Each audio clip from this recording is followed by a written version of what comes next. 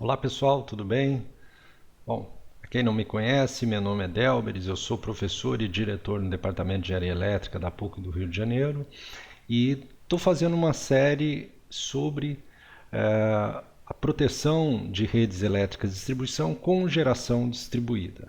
Na aula passada eu mostrei para vocês as estruturas, né, a configuração dos sistemas de distribuição, e nessa aula a gente vai fazer uma revisão sobre os diferentes tipos de proteção que são utilizados nas redes de distribuição. Então, se você gosta desse conteúdo, curte, comenta, fala, olha, gostei desse conteúdo, conteúdo legal, quero ver mais conteúdos desse tipo, coloquem sugestões que vocês gostariam de ver, para que eu possa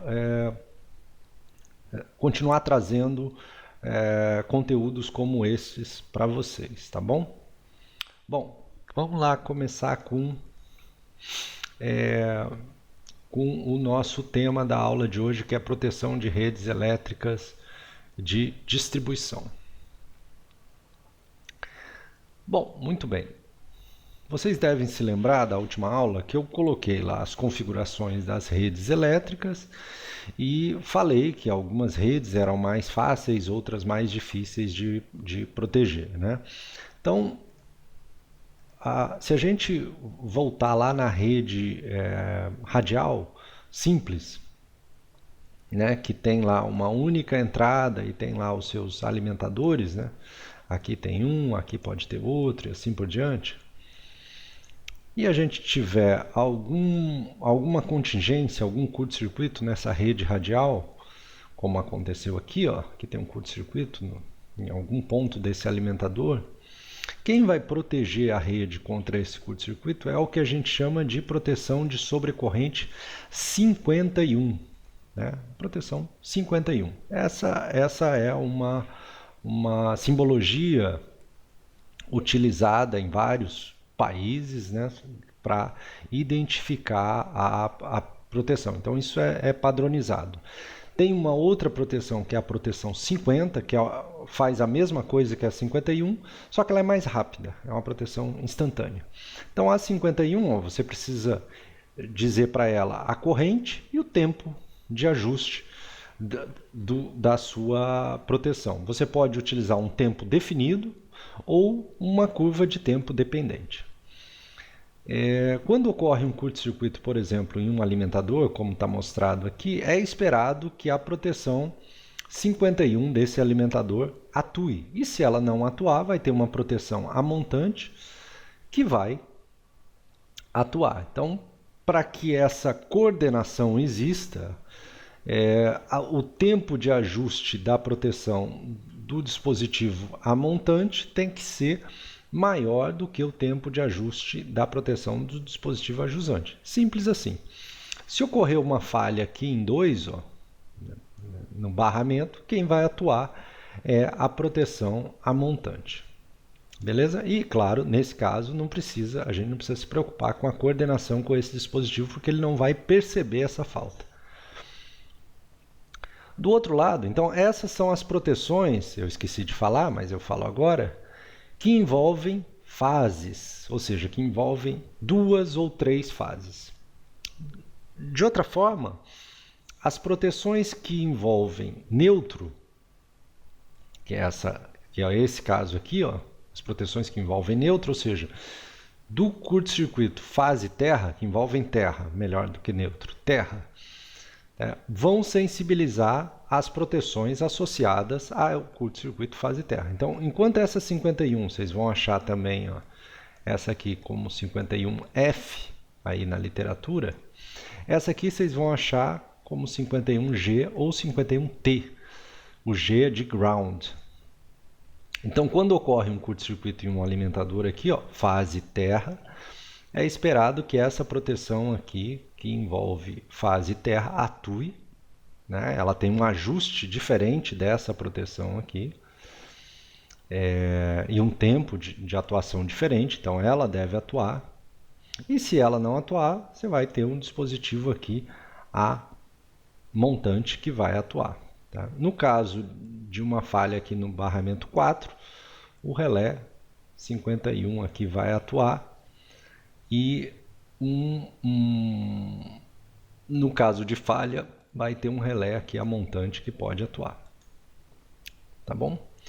Então é bastante simples fazer proteção, relativamente simples, né? Bastante, talvez seja exagero, mas é relativamente simples fazer proteção numa rede de distribuição com uma única entrada e uma rede de distribuição radial. Quando a rede tem duas entradas, a complexidade aumenta. Você continua tendo a necessidade de uma proteção do tipo 51 para cada alimentador, mas aí já aparece uma outra proteção aqui, ó, que é a 67. Para que serve essa proteção 67? Ela faz a mesma coisa que a proteção 51, que é uma proteção de sobrecorrente, mas ela tem um elemento de direcionalidade, que está associado com essa setinha aqui. Ó. Então sempre vai aparecer 67 e uma setinha dizendo, ó, olhe os curtos-circuitos que aconteçam nessa direção. Né? Então ela tem esse elemento adicional que induz uma complexidade ou um custo maior para o seu sistema de proteção. Então, no caso de um curto-circuito aqui, ó, em 1, por exemplo, espera-se que quem atue seja a proteção mais próxima, 51. No caso de um curto-circuito aqui, ó, em 2, espera-se que quem atue seja 51 aqui desse lado e 51 desse lado, se ambos estão conectados, digamos assim, a esse curto-circuito. No caso de uma falha aqui em 3, espera-se que essa proteção atue, 51, e que essa proteção aqui, 67, também atue, evitando que o curto-circuito possa ser alimentado por esse lado aqui. Então essa é a principal característica da gente utilizar uma proteção do tipo 67. Tá? Do outro lado, a gente tem o curto-circuito envolvendo a fase terra. E aí a gente tem a proteção 51G, como aconteceu no caso anterior do sistema radial simples, e a proteção 67N. Agora o N aqui é de neutro, tá? É de neutro, não de G. Mas a característica é a mesma. No caso de uma falha aqui em 5, quem deve atuar é a proteção 51. E no caso de uma falha aqui em 6, a proteção 67 deve atuar de maneira a evitar que o curto-circuito seja alimentado por esse lado aqui. Tá bom? A 51 atua para não alimentar por esse lado e a 67 atua para impedir que o curto-circuito seja alimentado por esse lado. Tá? Então, reparem que a complexidade vai aumentando. Quando a gente tem geração distribuída, aí o que acontece? Em alguns casos, não é permitido que você injete potência pela GD. E aí você pode utilizar, por exemplo, uma proteção do tipo 32, que é uma proteção de potência. Então, essa proteção ela impede que uma potência maior que o valor lá que você ajustou, ela seja ultrapassada. Então, em alguns casos, se define a proteção 32P, por exemplo, como 5% da capacidade de potência do gerador. Então, a hora que passou de 5% da capacidade que ele está injetando na rede, o relé vai bloquear. Você pode colocar um valor maior, menor, enfim. Cada caso vai ser um caso e vai ser a exigência da distribuidora. Tá? Outros tipos de relés que são utilizados quando você tem geração distribuída são 27 e 59, que são relés de sub- e sobretensão. Tem um outro que é utilizado para monitorar como está a geração distribuída com relação ao sistema, que é um relé de 81 de L para low, baixas frequências, e 81H para altas frequências, para sobrefrequência. Tem um outro relé que é chamado de salto vetor, que ele tem a simbologia dele é 78, que é um relé que fica observando variações no ângulo da tensão para verificar se existe algum tipo de problema entre a rede de distribuição e a GD. Outro relé que faz um trabalho parecido com o relé de salto vetor é o relé 81R, que é o relé de variação de frequência. Ele fica tentando capturar variações de frequência para ver se tem, por exemplo, uma situação de ilhamento. Então, ele é um relé mais sensível em termos de variação de frequência do que o 81, que pega valores de frequência. Esse aqui pega variações de frequência. Tá? E um outro dispositivo, que é o 25, que é esse que está aqui, que é um dispositivo que é utilizado para fazer o acoplamento entre a GD e a rede de distribuição. Então ele fica olhando lá, a frequência está igual? Tá. O ângulo de tensão está igual? Tá. O módulo está igual? Tá. Então pode acoplar. Né? Ele tem essa função. No sistema malha aberta, olha como a proteção é relativamente simples. Basta uma proteção 51, você resolve praticamente todos os problemas relacionados à proteção. Qualquer curto-circuito que aconteça aqui, ou aqui, ou aqui, né, a proteção 51 ela vai capturar. Né? Nesse caso aqui a gente tem uma 51F e uma 51N de neutro.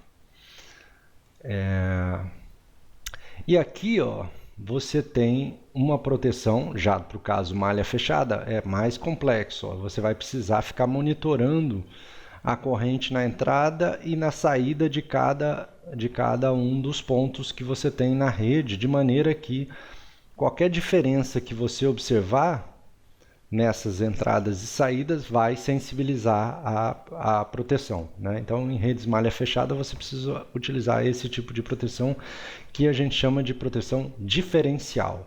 Tá? Diferencial. Aqui eu tenho essa tabela que é um resumo. Eu vou voltar a falar dessas proteções quando a gente estudar mais a fundo o GD, mas aqui tem um resumo, né, de praticamente todos os tipos de proteção que a gente utiliza. Essa aqui eu não comentei, que é a 21, que é um tipo de relé mais utilizado em sistemas de transmissão, né, que é um relé de distância que fica observando a distância que a falta ocorreu e aciona mais rápido ou mais lento, dependendo dessa variação. Tem esse relé aqui que eu comentei, que faz o controle de sincronismo, que é o 25, o 27 que é de subtensão, o direcional de potência. Esse aqui eu também não comentei, o 46 e o 47 são relés que utilizam, né, as 3 fases para determinar a sequência negativa de corrente ou sequência negativa de tensão e verificar se existe desequilíbrio entre essas fases. Tem o relé de sobrecorrente de fase, que é o 50F. Tem o 51F, o relé temporizado de sobrecorrente, ou só 51, né? Tem o de sobretensão, que é o 59, tem o direcional de sobrecorrente, que é o 67, utilizado principalmente quando você tem 2 entradas, né, que podem estar em paralelo. Tem o religador, que é muito utilizado em redes de distribuição, principalmente redes com alimentador muito longo. O relé de frequência 81, que pode ser o de sobre ou de variação de frequência. O salto vetor, que fica olhando ali o ângulo, a variação angular da tensão, né, e da corrente. Tem o relé diferencial, que é muito utilizado para transformadores de distribuição, mas também em redes em redes malhadas. Tá bom? Então, esses são os relés, eu acho que estão praticamente todos aqui que a gente vai utilizar no caso de geração distribuída. Vou mostrar depois como é que a gente vai fazer o dimensionamento e o ajuste da proteção sobre os requisitos lá da distribuidora na última aula. Tá? Então, com isso, a gente já sabe como faz como são as configurações de redes de distribuição e o sistema de proteção. Então, a gente já consegue avançar agora no curso para fazer a análise de curto-circuito, da proteção, da análise de curto-circuito do sistema de distribuição com geração distribuída e começar a mostrar os desafios que a gente tem a partir desse curto-circuito com geração distribuída nos sistemas de distribuição. Beleza? Então, vejo vocês na próxima aula. Tchau.